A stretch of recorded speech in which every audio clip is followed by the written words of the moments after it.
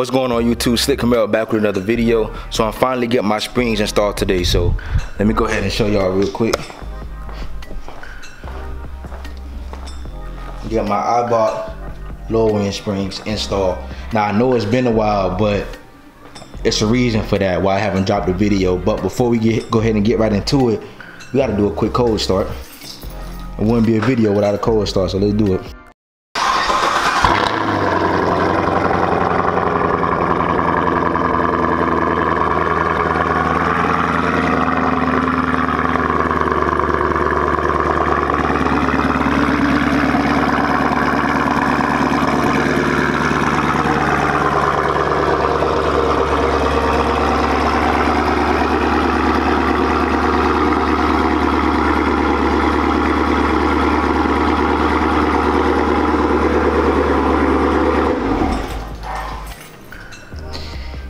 Alright, so here go the springs right here. I showed y'all in my last video. I unboxed this for y'all and showed y'all exactly how the springs look. So I'm getting that installed today, so let's go ahead and get a quick look.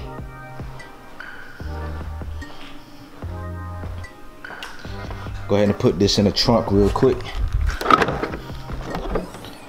Alright, so now we got that in there. I'm gonna pull the car out real quick and I'm gonna show y'all a couple things because I added a few things to the whip, but I haven't showed y'all. So I'm gonna pull the car out real quick and then I'm gonna do a quick walk around and show y'all.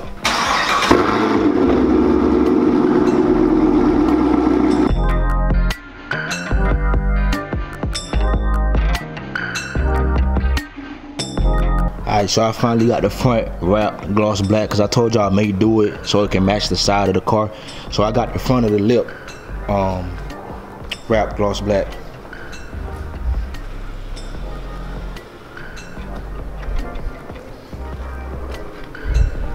And I also added my flow tie. I installed my flow tie, as you can see. That's installed. I got my SS badge on there. So we pretty straight for right now. So let's go ahead and get a side view real quick. So this gap is about to disappear.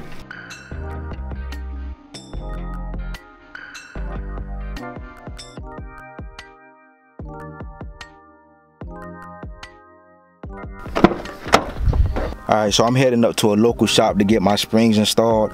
It's about a 20-minute drive from here, so I'm about to go ahead and make this trip and get these things installed, man. So let's do it.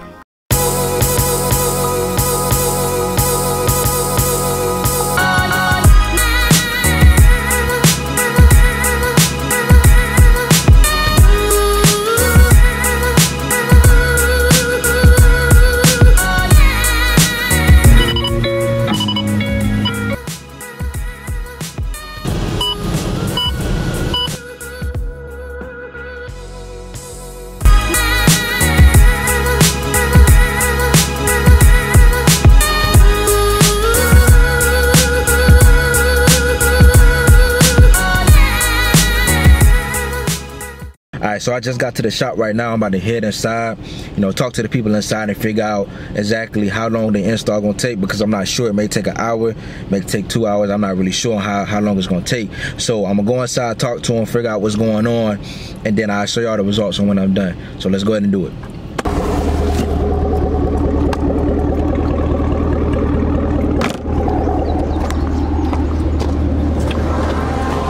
Alright, so they said it's gonna take a few hours for it to get done, so I'm gonna head back to the house. I'm not about to wait out here for over 2 hours. So I'm gonna head to the house. They're gonna call me when it's done, and then I'm gonna come back and pick up the car. Unfortunately, I may have to wash the car when I'm done because the shop is in gravel, and I hate driving my car in gravel. So I don't even want to show y'all the car right now because it's like white dust from the gravel on the ground all around the tires and stuff. So I'm gonna wash the car, and then I'm gonna head to the house and I'll show y'all the results, man. Hopefully it turned out good and there's no issues. So I'll get back with y'all later on the day and let's see how it turned out, baby. Alright, so I'm back at the house right now, and as you can see, that wheel gap is gone. Look at that.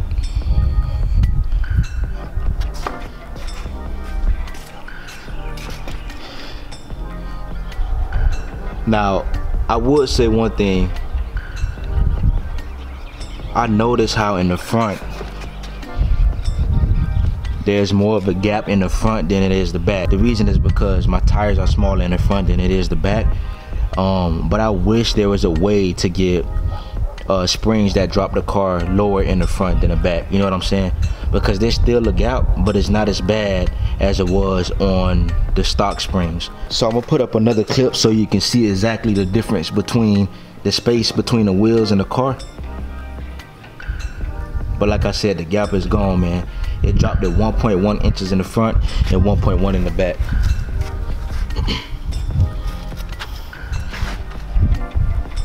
Alright, so real quick, I want to show y'all something. So, move this out the way.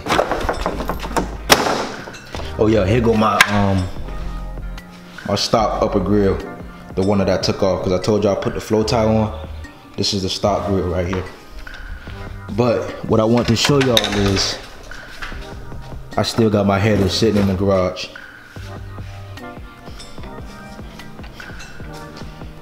Alright, and I'm about to show you why. So first I gotta pop the hood real quick.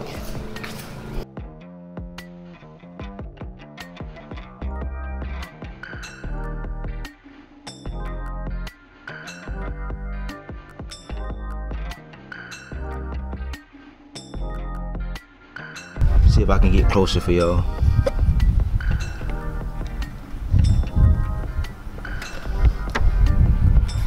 Alright, so if you look back here, right here where I'm pointing at, this hose right here that I'm touching, at the very bottom, I'm trying to get as close as I can so y'all can see it, but it's hard. But yeah, alright, so back here is the PCV valve, right? That's this hose right here. So when I was installing my E85 kit on my car, I leaned on this hose right here, you know, trying to get to the wires up under the top. And basically what happened is I leaned on the hose and it broke the hose completely off. And as of right now, the only thing that's holding it together is super glue. That's the only thing holding it together right now. So I'm waiting for the dealership to order a part, but because of the coronavirus, it's taking a while for them to ship the part. So I'm waiting on the part to still get in. It's literally been 2 months waiting on that one part, you know what I'm saying? So I don't want to take it to the shop to get my headers and my tune installed when my PCV valve is broken, you know what I'm saying? So I'm waiting on that to come in. They said it should be in this week or next week, but once that get in, I will be installing that on the car, you know. And as of right now, I got my cold air intake, I got my VMAX ported throttle body, I got my E85 kit installed. You can't see it, I mean you can see it back here a little bit, but yeah, that's my E85 kit installed. I got my Corsa catback exhaust, and the only thing that I'm missing to be full bolt tone would be my intake manifold, and I'm probably gonna get that in a few months.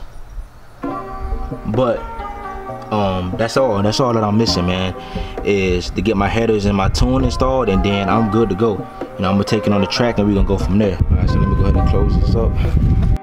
All right, so I'm about to go ahead and wash the car right now because it's dirty as hell. But make sure y'all tune into my next video, man. I'm gonna drop my video of me going to the shop and get my Cook's headers installed. Like this video, subscribe to the channel, give me some ideas on what y'all think y'all want to see next, and y'all just stay tuned, man. I'll see you next time.